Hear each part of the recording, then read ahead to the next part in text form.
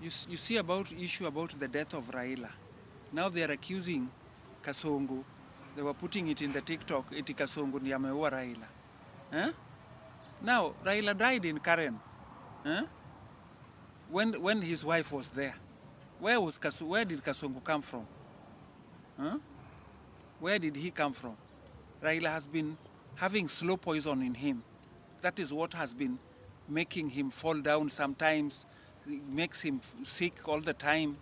The slow poison that is now bothering Mr. Uhuru Kenyatta. The same slow poison that they are now calling it cancer. Yes, he would have cancer. But I know all in all, he is also having the same slow poison that is bothering him. This Nani Oloaringo, the contractor who built his house in Siaya, he used the acid to burn this man to ashes in Lake Basin. But stupid enough, he was stuck. When he was stuck in the mud in Dominion farm, he called the tractor driver to come and pull him out and demanded from him 500 shillings. That is how he came to know. So it was his vehicle that got stuck there. The same spot, that is where they found his contractor that he took from the town here, Jatelodwara. The man left his radio to somebody, Jatelodwara. He left, and a white vehicle was waiting for him there to go with him. He left his bicycle to somebody, that Jatelodwara. So people knew, because they had a quarrel with the Oloaringo in the bar. When he told Oloaringo he's having wife and children to feed, he must be paid his work. Because he was doing the construction in his home. After doing the construction in his home, this contractor was not paid. So instead, because he was annoyed, he used the same acid to burn this contractor. That is why Oloaringo cannot stay in his home. Right now, there's a big snake inside Oloaringo's home. Nobody stays in Aringo's home. When Aringo died, they went and buried him, and all his wives went back to Nairobi.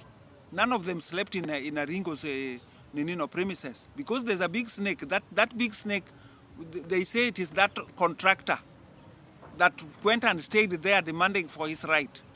And that's the same acid. Ask the CID, the special branch. The same acid is the one that they used for burning Ouko. That acid can only be found in State House. And who used to be in the State House? Oloaringo. It roasted his contractor here and went and roasted Ouko. So there was no way that they would say that even President Moi confessed here in a rally, saying, nyinyi mnajiua wenyewe kwa wenyewe. Unapatia unaua ndugu yako kwa ajili ya 5,000 peke yake tu. Alafu mnasema Moi kitu gani? It is in the record. I'm not only speaking what is not there. I'm speaking what is the truth. Nicholas Biwott never killed Ouko. And Ambala never killed Oweti. Maurice Oweti. Ambala was innocent, just like Nicholas Biwott was an innocent man. This is the truth. Oloaringo carried all these things because he wanted the vice presidency. But spiritually, he didn't know that he cannot get this leadership if he was not glanced over it. Luos had a way of glancing people to receive those leaderships, but he did not receive that. So he was just using the love that President Moi loved him, so he wanted at least to push himself to receive the vice presidency that made Kibaki retire. He left it for them so that they can take the seat that they want, because he didn't want to be bloodsheded. That is the truth. I'm speaking all these things. Why? Because I know the whole story, how it started and how it ended. And I do not want it now that when I'm kept in a paper bag to Rivayala, then nobody people will still accuse Biwott for killing Nani Ouko, and people will still be accusing Ambala for killing Oweti, and yet Oloaringo is the one who did all that. Grace Ogot died when he all the time tells people, when his mind went off, Her mind went off. So she would always tell Nini, say Nani, Jaber. He calls Owiti Jaber. Jaber, koro the dwari wona ringo. The wache kod wona ringo. Ask the servants will tell you. Ask the servants of Grace Ogot. They will tell you that Grace Ogot used to talk to people whom they don't see. The same thing to Oloa Ringo. Before he died, he was leaving his locker without closing it. He lost his mind also, just because of all those malicious damages they did. I know that Owiti was having a very powerful blood, just like Ouko. That people who killed them, just like this man is called Nicholas Oduo in Siaya, the contractor, the building contractor. So this is the truth, that our people, our Luos are killing each other. Just like now this Odongiranda and Nyandiko, they want to kill each other for leadership. I'm sorry to say this, because I'm speaking my last words. I'm speaking my last words. Because I know very well, these words are going to enter into the ears of the right people. They will make sure that they take me to Rivayala, or make sure that I'm also injected. But I've already spoken. One thing I wanted is to see that Berry Lachieng gets her right, and her children should get their right. And I want that Mrs. Osewe, she should be given her right. Her husband was given a lot of things. This woman should be the owner of Spectre International. According to Jaramogi Oginga Odinga, the Spectre International was given to his last born. His home in Mlimani was given to his last born. His home in Nyamira, that now they have made a museum, was given to the last born. That is Osewe. And they are denying this woman everything. They leave her suffer. I'm just asking my daughter Aida, what have you given to your co-wife? I call Nyeki. They call Nyeki. When your husband died, she's the one who has been running around with you before even he died.